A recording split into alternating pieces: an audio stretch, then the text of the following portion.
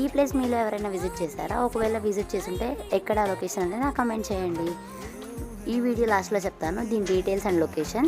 And ఈ వీడియోకి వచ్చినట్లయితే స్టార్టింగ్ ఎంట్రన్స్ టికెట్ ఉంటుంది. ఆ టికెట్ తీసుకొని లోపలికి వస్తే కనుక లోపల ఎంతసేపు అయినా మనం టైం స్పెండ్ చేయొచ్చు అనమాట. రెస్ట్రిక్షన్ ఏమి ఉండదు. మంచిగా ఫొటోస్ దిగచ్చు, ఫోటోషూట్స్ లాగా. ఎంత నేచర్ లవర్స్కి మాత్రం చాలా నచ్చేసిద్ది. అంత గ్రీనరీ పార్క్ లాగా ఉంటుంది అనమాట, చాలా బ్యూటిఫుల్గా.